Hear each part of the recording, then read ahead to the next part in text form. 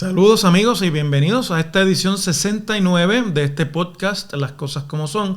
Yo soy el profesor Ángel Rosa y usted puede escuchar la versión de audio de este podcast en las plataformas Spotify, Apple Podcast, Google Podcast y todas las plataformas importantes de audio podcasting en el mundo. Y también puede ver la versión en vídeo tanto en el canal YouTube Profesor Ángel Rosa como en el fanpage de Facebook Profesor Ángel Rosa. Esta semana, a principios de ella, el lunes, el gobernador Pedro Pierluisi anunció finalmente y de forma oficial el contrato de alianza público-privada para otorgarle la operación de toda la generación de electricidad en Puerto Rico, que hasta ahora ha estado controlada por una corporación o una compañía gubernamental, a un consorcio privado llamado New Fortress. Y New Fortress pues ya es un nombre conocido en el negocio de la energía en Puerto Rico. El anuncio y la concretización de este contrato hace ya realidad la liquidación, por lo menos en la fase operacional, de la muy longeva Autoridad de Energía Eléctrica en Puerto Rico, y significa, desde el punto de vista de lo que ha sido la historia del desarrollo tanto económico como gubernamental de Puerto Rico, el fin de una era. La producción y transmisión de electricidad en la isla de Puerto Rico ocurrió por primera vez de forma ya comercial a principios del siglo XX. Estuvo en manos de compañías privadas que operaban en las principales ciudades de la isla en las primeras 2 décadas del siglo XX, y en la tercera década del siglo XX, 1935 y en adelante, y como resultado de la crisis de la Gran Depresión y de los estragos que hizo en Puerto Rico esa crisis económica, unido al inicio de la Segunda Guerra Mundial, además de los desastres naturales que azotaron a Puerto Rico entre el año 1928 y el año 1932, el Estado, el gobierno de Puerto Rico, decidió asumir la operación del sistema eléctrico. Y así, por ley, hacia finales de la década del 30, principios de la década del 1940, más propiamente ya como resultado de legislación, en 1941, se creó la Autoridad de las Fuentes Fluviales, que unía una serie de instalaciones que ya existían en el sur de Puerto Rico y en el norte de Puerto Rico. Algunas de ellas estaban en control del Estado, otras estaban, como ya les dije, en control de manos privadas, pero que fundamentalmente proveían electricidad a base de el uso de las fuentes de los recursos de agua en Puerto Rico entonces, alrededor de los cuales se crearon los embalses, los famosos lagos, ninguno de los cuales es natural, que existen en Puerto Rico para la generación de electricidad. Y con la creación de la Autoridad de Fuentes Fluviales se unió esa operación en una corporación pública, a la usanza de las otras que se fueron creando en el país también al inicio de la década del 40, la Autoridad de Tierras, la Autoridad de Acueductos y Alcantarillados, y otras que vinieron después y que representaron la puesta en vigor en Puerto Rico de un modelo de desarrollo desde el Estado a la usanza de la América Latina, y como parte de la estrategia que entonces veía al Estado con un papel importante en la inversión de recursos para desarrollar las economías que estaban entonces o que se consideraban entonces economías subdesarrolladas. En 1979, la Autoridad de Fuentes Fluviales cambió su nombre a la de Autoridad de Energía Eléctrica, porque fue en ese año de 1979 que se completó la electrificación total del territorio de la isla de Puerto Rico, y ya no se dependía desde hacía mucho tiempo de las fuentes de agua para generar electricidad. Por lo tanto, se entendió que para marcar esa nueva etapa de lo que vino a ser quizás la proeza gubernamental más importante de Puerto Rico en el siglo XX, electrificar cada rincón de la isla, pues entonces se entendía que el nombre de Autoridad de Energía Eléctrica era más cónsono con esa realidad. Es decir, que entre 1941 y 1979, un poquito menos de 40 años transcurrieron en lo que se pudo desarrollar desde el Estado toda esa infraestructura eléctrica, que básicamente ha cambiado muy poco en los últimos 40 años también.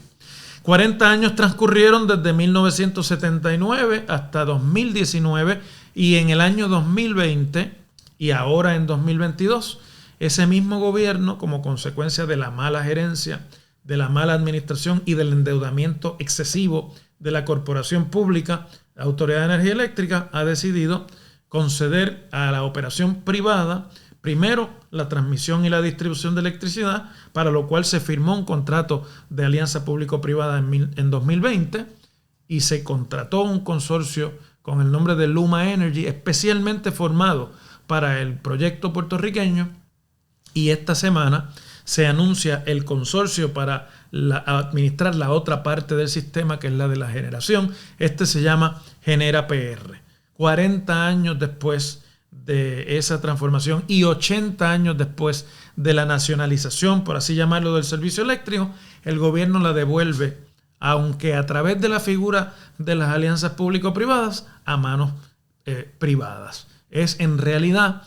una privatización irreversible del sistema de electricidad en Puerto Rico, que tiene un efecto además importante sobre la existencia de uno de los sindicatos más poderosos que ha existido en Puerto Rico, la famosa Unión de Trabajadores de la Industria Eléctrica y Riego, la UTIER, y que de los sindicatos organizados sin la intervención de subsidiarias estadounidenses o de matrices estadounidenses, era uno de los más poderosos. Ya con esta contratación va en camino a disolverse también este importante sindicato, que ha jugado un papel también en toda la discusión política en Puerto Rico de los últimos 50 años, y que protagonizó huelgas, protestas y una serie de iniciativas para reivindicar los intereses de los trabajadores en Puerto Rico, que no se pueden dejar pasar como parte de esa historia del siglo XX.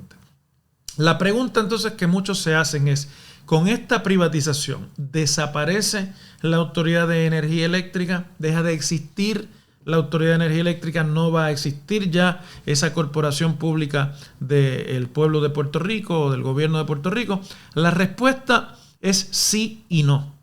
Porque operacionalmente el hecho de que la transmisión y la distribución estén concedidas por los próximos 15 años y con la oportunidad de renovarse al final de esa contratación, y que la generación esté concedida por los próximos 10 años, rinde operacionalmente inexistente la autoridad. Permanecerá el nombre corporativo, que es, por así decirlo, titular de las plantas de generación, que tienen muchísimos años algunas de ellas, y de la red de transmisión y distribución también, pero es titular solamente. Es decir, la propiedad técnicamente no pasa a manos privadas, sino que permanece en manos públicas. Por eso el nombre corporativo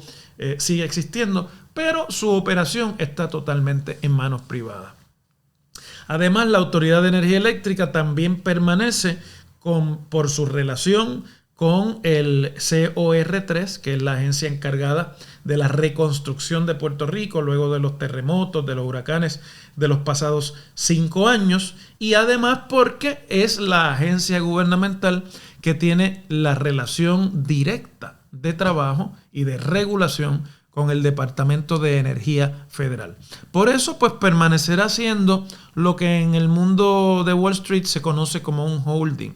dueño de las instalaciones, dueño de la infraestructura, pero en la práctica sin ninguna injerencia en su operación.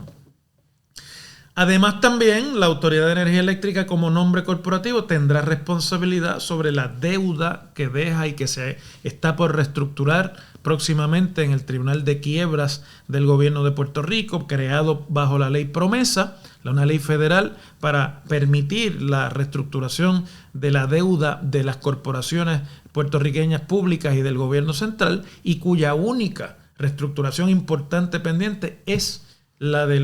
deuda de la Autoridad de Energía Eléctrica. El actual director ejecutivo de la Autoridad de Energía Eléctrica, que llegó en medio de una crisis de apagones, en medio de una crisis de insuficiencia en la generación eléctrica y problemas en la transmisión, a pesar de la privatización de esa última parte, el ingeniero Josué Colón permanecerá al frente de ella por el momento, pero creo yo que es fácil prever que eventualmente Josué Colón encontrará más oportunidades en ese sector privado por lo que ha sido su carrera al frente de prácticamente todos los puestos importantes que existían en la vieja Autoridad de Energía Eléctrica. La otra pregunta importante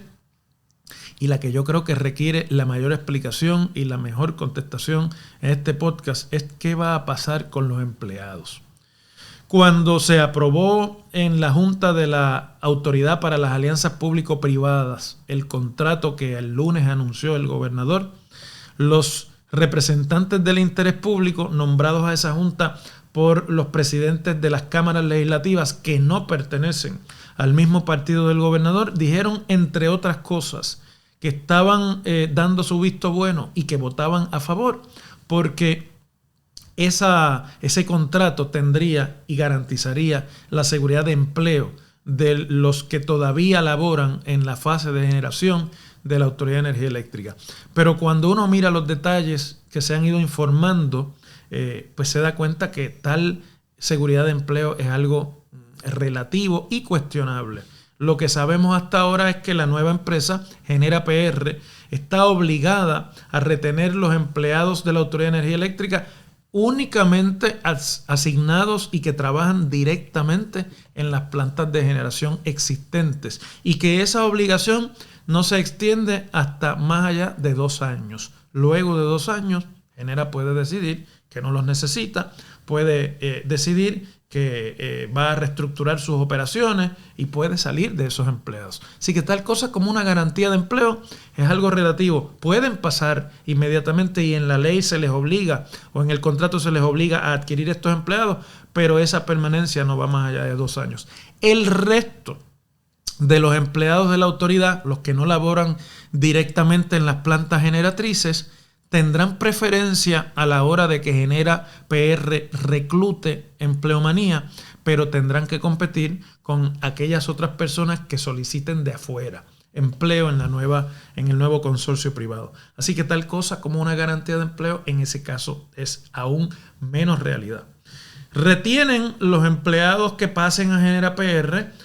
sus beneficios de plan de retiro, según así han sido obviamente impactados por la austeridad de los últimos 5 años, pero no así los años de servicio. Es decir, que aunque pasen a la nueva corporación privada con los beneficios de retiro que tenían bajo la corporación pública, empiezan de cero. Empiezan como si fuera el primer día en el empleo y no pueden reclamar la antigüedad, el privilegio de antigüedad que tradicionalmente es importante también para los empleos,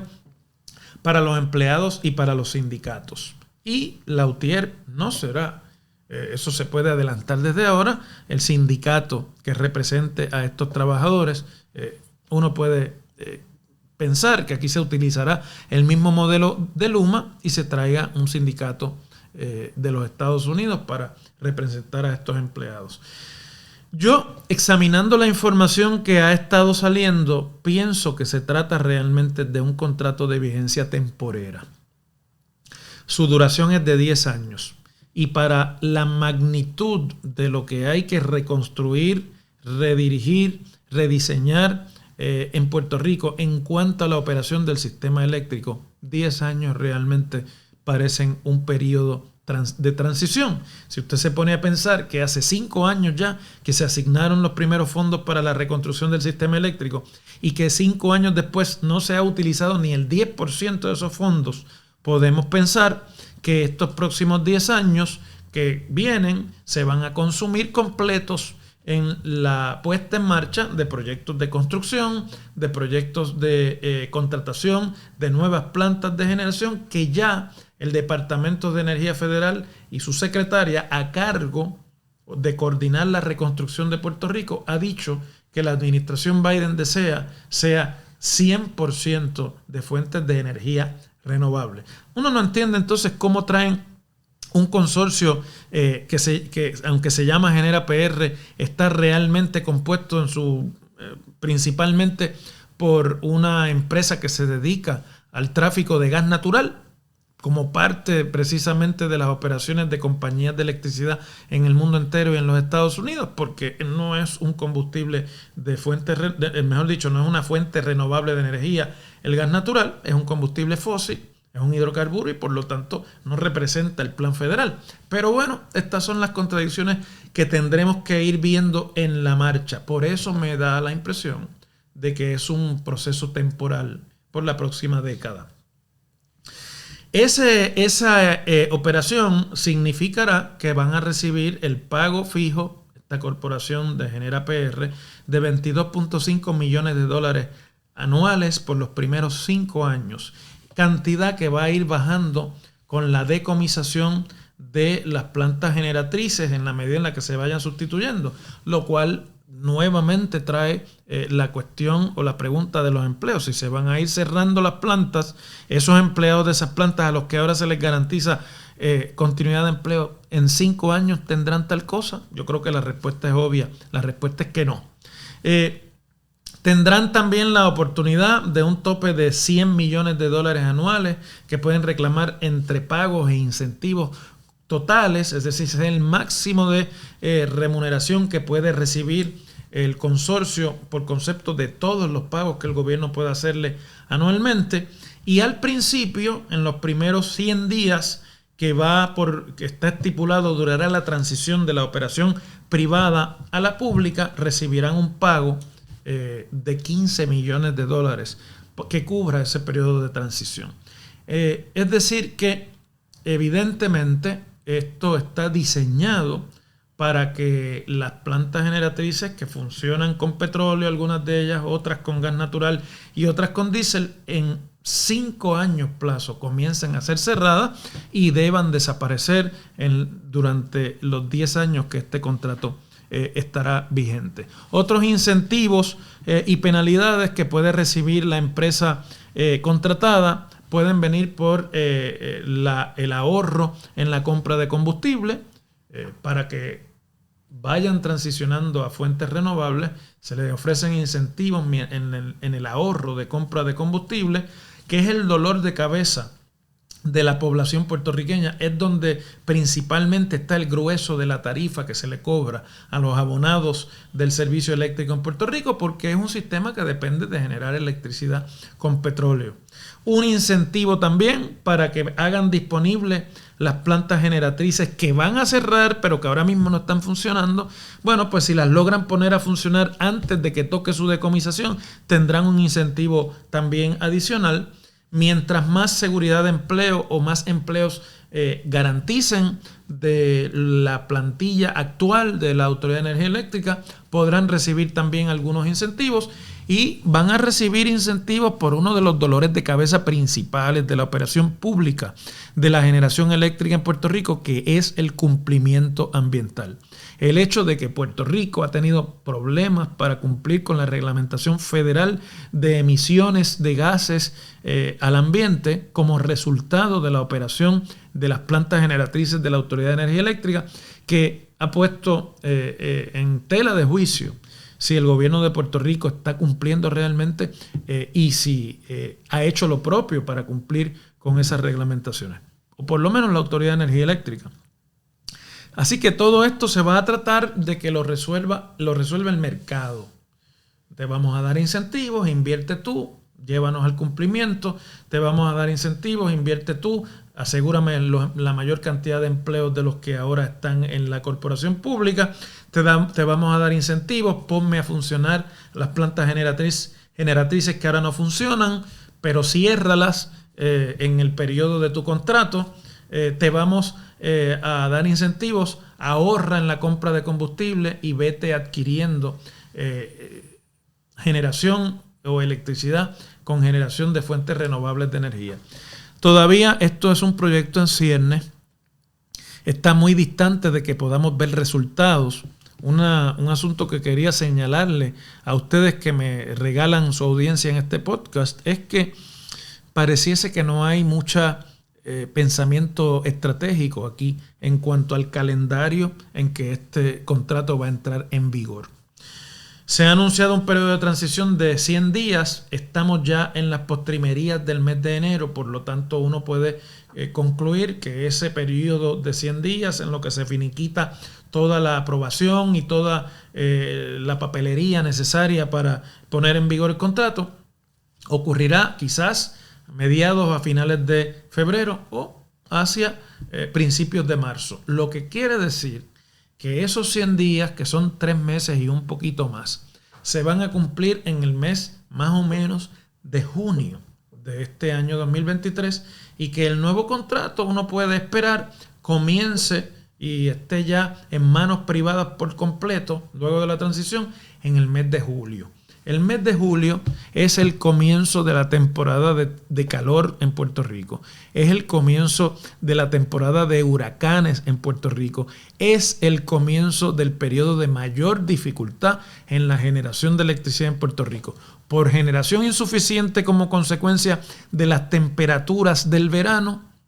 y con problemas de generación y transmisión como consecuencia de las lluvias, de las tormentas, de los fenómenos atmosféricos que tradicionalmente en el verano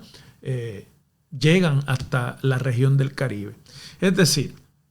que esta compañía privatizadora va a tomar el control, las riendas del sistema en el momento de mayor dificultad. Realmente uno pensaría que esto se hubiese hecho de forma que tuvieran un aterrizaje un poco más acoginado, un poco más amortiguado. Pero la realidad es que como se ha anunciado el calendario, va a ser cuando más expertise necesiten, cuando más capacidad necesiten y cuando la infraestructura que van a heredar defectuosa y necesitada de grandes inversiones tiene la mayor dificultad para generar la electricidad que el país necesita. Así que uno podría advertir que el próximo verano no va a ser muy distinto del verano anterior, de apagones, de insuficiencia, de problemas de transmisión, y eso va a tener, si no una repercusión sobre el consumo de electricidad, una repercusión sobre el proceso político. Este año 2023, que es el año preelectoral en que se configurarán las candidaturas y en las que el gobernador de turno,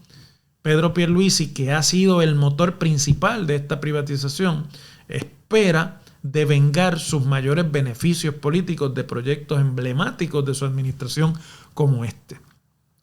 Esto advierte, por lo tanto, que vamos a tener varios meses muy interesantes para examinar y para analizar a la luz de esta transición. Pero lo que no es ya